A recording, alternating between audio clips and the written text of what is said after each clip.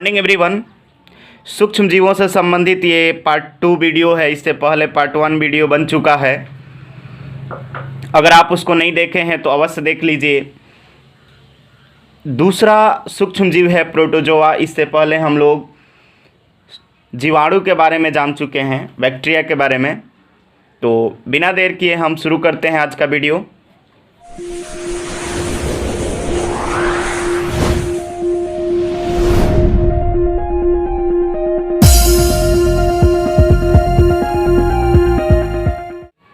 आज हम लोग प्रोटोजोआ के बारे में जानेंगे। प्रोटोजोआ होता है जो एक कोशिकीय जीव होता है। प्रोटोजोआ दो शब्द से मिलकर बना हुआ है। ग्रीक भाषा के दो शब्द से, प्रोटो प्लस जोआ।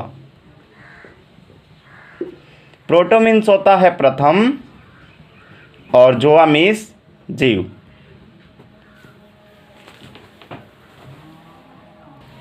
अर्थात प्रोटोजोआ का अर्थ क्या निकल कर के आया? प्रथम जीव।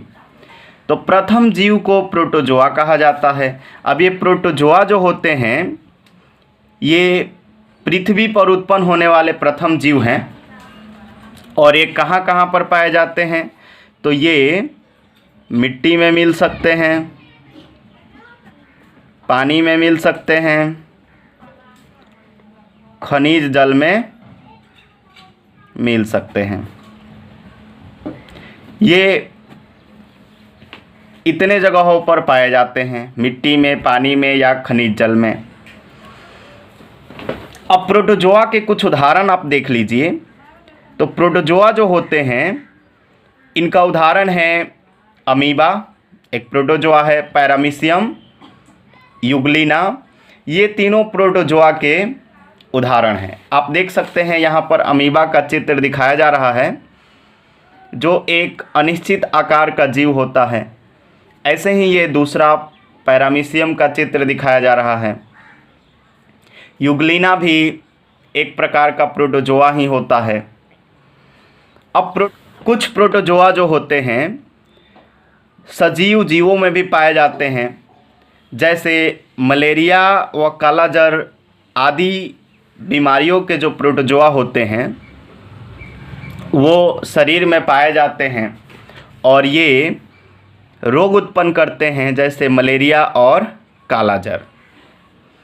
काला ज्वर यानी कि ये एक तरह का बुखार होता है। मलेरिया भी आप लोग जानते होंगे कि इसमें भी बुखार ही आता है जो धीरे धीरे बढ़ता है, फिर घटता है, फिर बढ़ता है, फिर घटता है और उसका समय पर इलाज न कराने पर इससे व्यक्ति की मृत्यु भी हो जाती है। तो आप लोग प्रोटोजोआ को अब समझ गए होंगे। उसके बाद अगला चीज़ है फफूंद। फफूंद क्या होता है? तो आप लोग अवश्य देखे होंगे कि अगर आटे को गूंद कर रख दिया जाता है तो उस पर कुछ भूरा रंग का दिखाई देता है। वो दरअसल फफूंद है जो एक तरह का जीव है। और ये फफूंद जो होते हैं एक कोशिकीय या बहुकोशिकीय हो सकते हैं। ये कहाँ कहाँ पर पाए जाते हैं? तो ये अक्सर गर्म या नमी वाले स्थान पर मिलते हैं। अब एक ईस्ट है तथा फफूंदी। ईस्ट और फफूंदी ये फफूंद के उदाहरण हैं।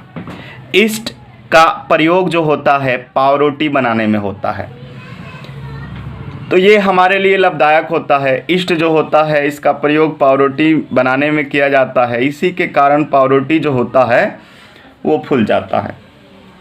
इसके अलावा भी ईस्ट का प्रयोग अन्य कार्यों में किया जाता है। अगर हम इनके पोषण की बात करें तो इनमें क्लोरोफिल नहीं पाया जाता है, जिस कारण से ये अपना भोजन स्वयं नहीं बना सकते हैं। अर्थात ये अपने भोजन के लिए अन्य जीवों पर आश्रित होते हैं या अन्य स्रोतों पर आश्रित होते हैं। यहाँ पर ईस्ट का चित्र दिखाया जा रहा है और यहाँ पर फफूंदी का। ये दोनों फफूंद का उदाहरण है। इसका दूसरा नाम कवक भी होता है। फफूंद का दूसरा नाम कवक होता है। अब कुछ फफूंद जो होते हैं हमारे लिए उपयोगी भी होते हैं, जैसे कि हमने अभी बताया ईस्ट। तो कुछ फफूंद हमारे लिए हानिकारक होते हैं, जैसे फफूंदी संबंधित बीमारियां जो होती हैं हमारे शरीर में होती हैं, जिससे दाग, खाज, खुजली होता है और ये छूने से फैलने वाली होती है। जैसे कि आप देख सकते हैं पैरों के दाग तथा खुजली वाली जो बीमारी होती है वो कवक या फफूंद के कारण ही होती है। अब फफूंद के कारण कुछ पौधों में भी बीमारियां होती हैं, जैसे कि black rust of wheat, smut of corn. ये पौधों में फफूंद के कारण होने वाली बीमारियां हैं, जो फफूंद से पौधों में बीमारियां फैलती हैं। ये बीमारियों के नाम हो गए जो पौधों की बीमारियां हैं और ये फफूंद के कारण होती हैं। तो आपने देखा कि फफूंद जो है इससे हमें कुछ लाभ है तो कुछ हानि भी है। इसके आगे हम लोग शैवाल और वायरस के बारे में जानेंगे। तो आज के वीडियो में बस इतना ही। मिगले